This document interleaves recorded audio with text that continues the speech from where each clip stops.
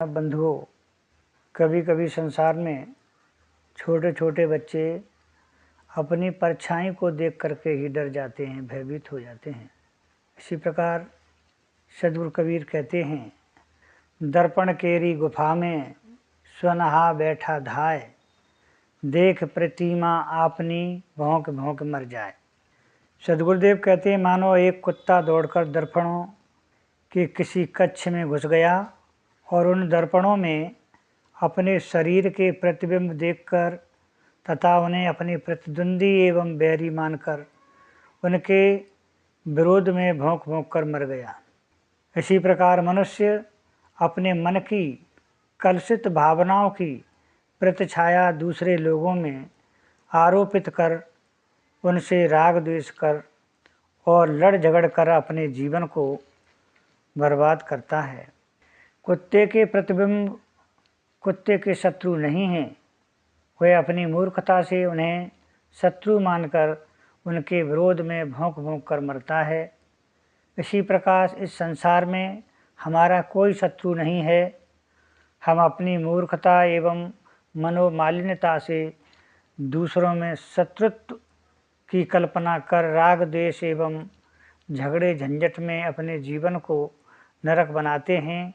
कोई अपने अज्ञानवश हमसे शत्रुता माने भी, परंतु यदि हमारा मन पवित्र है, हम उसे शत्रु की निगाह से नहीं देखते, तो वह हमारा कुछ नहीं बिगाड़ सकता। हमारी दुर्भावना एवं हमारे दुष्कर्म के अलावा संसार में न हमारा कोई शत्रु है और न कोई हमारा कुछ बिगाड़ सकता है। मनुष्य अपनी ही अपराधी भावनाओं की छाया पुरुष अपने चारों तरफ खड़ा करता है और उन्हीं से भयभीत होकर जीवन भर कलह कर के मरता है। सद्गुरुदेव कहते हैं, ज्यों दर्पण प्रतिबिंब देखिए आप धुनमा होए, यह तत्व से यह तत्व है, याई से वह होए। जैसे मनुष्य दर्पण में अपने शरीर का प्रतिबिंब देखता है, तो बिंब शरीर एवं प्रतिबिंब छाया दोनों में उसी की ही सत्ता रहती है। बिंब तत्व से ही प्रतिबिंब तत्व बनता है।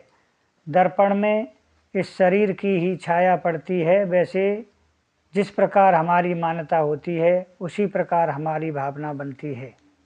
बिंब की सत्ता न हो तो प्रतिबिंब की सत्ता नहीं हो सकती। बिंब शरीर है, प्रतिबिंब दर्पण में पड़ी हुई शरीर की छाया है।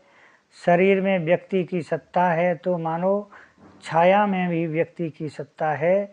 जैसा बिंब होगा वैसा प्रतिबिंब होगा।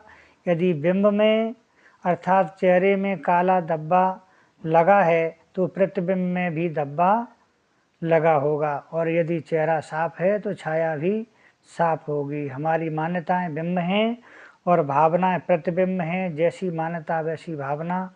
यदि हमने किसी को शत्रु मान लिया है, वह भले ही बहुत अच्छा आदमी हो, तो उसकी याद में हमारा मन अवश्य खराब होगा।